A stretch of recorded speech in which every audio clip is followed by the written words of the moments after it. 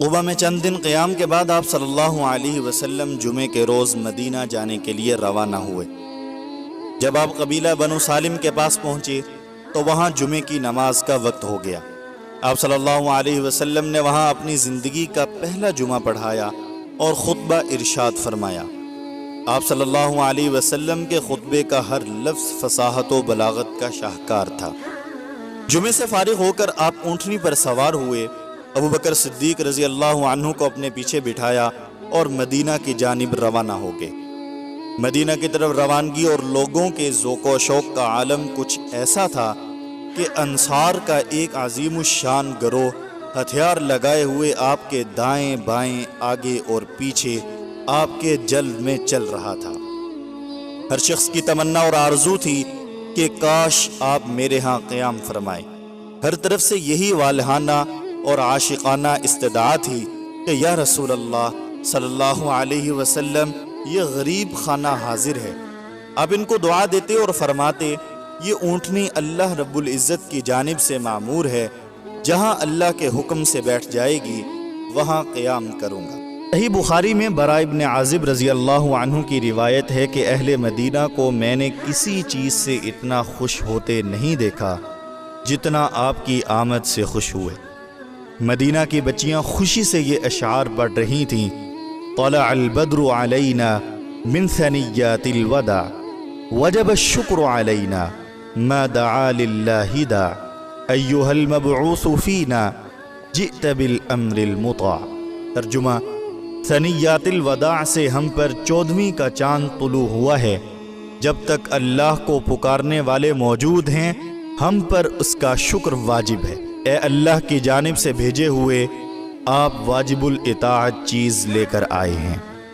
آپ صلی اللہ علیہ وسلم عاشقوں کے ٹھاٹھے مارتے سمندر میں رفتہ رفتہ چلتے ہوئے آگے بڑھ رہے تھے۔ عورتیں اور بچے گھروں کی چھتوں سے مکہ کی جانب سے طلوع ہونے والے اس بدر کامل بلکہ اکمل کا نظارہ کر رہے تھے۔ ہر شخص کی نظر آپ کی سواری کے ہر اٹھنے والے قدم پر تھی اور دل میں یہ تمنا تھی کہ اے کاش یہ ہمارے گھر کی طرف چل پڑے۔ جو کوئی فرتے محبت سے مہار تھامنے کی کوشش کرتا آپ اسے منع فرما دیتے اور فرماتے اسے چھوڑ دو، اس کو اللہ کی طرف سے آرڈر ملا ہوا ہے۔ بالآخر اونٹنی مبارکہ محلہ بنو نجار جو آپ کے ننہیال کا محلہ تھا وہاں داخل ہوئی اور اس جگہ بیٹھ گئی جہاں آج کل مسجد نبوی کا دروازہ ہے، مگر آپ ناقہ سے نہیں اترے۔ کچھ دیر بعد اونٹنی اٹھی اور حضرت ابو ایوب انصاری رضی اللہ عنہ کے گھر کے دروازے کے پاس بیٹھی اور پھر اٹھ کر اسی جگہ آ کر بیٹھ گئی اور اپنی گردن زمین پر رکھ دی۔ آپ صلی اللہ علیہ وسلم اونٹنی سے نیچے اترے اور ابو ایوب انصاری رضی اللہ عنہ آپ کا سامان اٹھا کر اپنے گھر لے گئے۔ بالا خانے میں حضرت ابو ایوب انصاری رضی اللہ عنہ نے رہائش اختیار کی اور آپ صلی اللہ علیہ وسلم نے وفود کی آمد کی وجہ سے نچلی منزل کو شرف سکونت بخشا۔ کچھ عرصہ یوں ہی گزر گیا، مگر حضرت ابو ایوب انصاری رضی اللہ عنہ کو ہر وقت یہ خیال رہتا کہ آپ کی بے ادبی نہ ہو جائے، اس لیے ایک دن عرض کر ہی دیا کہ حضور آپ اگر اوپر کی منزل میں تشریف رکھیں تو زیادہ بہتر ہوگا اور میرے ذہن سے بے ادبی ہونے کا بوجھ بھی ختم ہو جائے گا۔ آپ نے ان کی استدعا قبول فرمائی اور بالا خانے میں تشریف لے گئے۔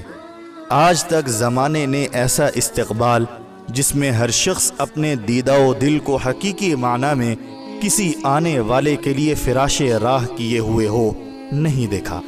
استقبال تو ہوتے ہیں لیکن ایسے والہانہ استقبال کی مثال نہیں ملتی۔ حضرت ابو ایوب انصاری رضی اللہ عنہ کا نام خالد بن زید نجاری تھا۔ ہجرت سے 31 سال قبل یثرب میں پیدا ہوئے اور بیعت عقبہ اولیٰ اور ثانیہ کے درمیان اسلام قبول کیا، پھر تمام جنگوں میں شریک رہے۔ حضرت معاویہ رضی اللہ عنہ نے قسطنطنیہ پر حملے کے لیے ایک لشکر بھیجا جس کے سپہ سالار یزید بن معاویہ تھے، اور عبداللہ بن عمر، ابن عباس، ابن زبیر کے علاوہ ابو ایوب انصاری رضی اللہ عنہ جیسے صحابہ اس لشکر میں شامل تھے۔ 4 سال تک آپ اس لشکر کے ساتھ شریک جہاد رہے اور بالآخر بیمار ہو گئے۔ جب سلال لشکر عیادت کے لیے آئے تو یہ وصیت کی، جب میں مر جاؤں تو میرا جنازہ دشمن کی زمین سے لے جانا، جب آگے جانا ممکن نہ ہو تو مجھے وہیں دفنا دینا۔ چنانچہ سن 52 ہجری میں انتقال ہوا اور قسطنطنیہ کی فصیل کے ساتھ دفنایا گیا۔ یزید بن معاویہ نے نماز جنازہ پڑھائی اور بہت سے صحابہ کرام رضی اللہ عنہم نے جنازے میں شرکت کی۔ صلی اللہ علی محمد صلی اللہ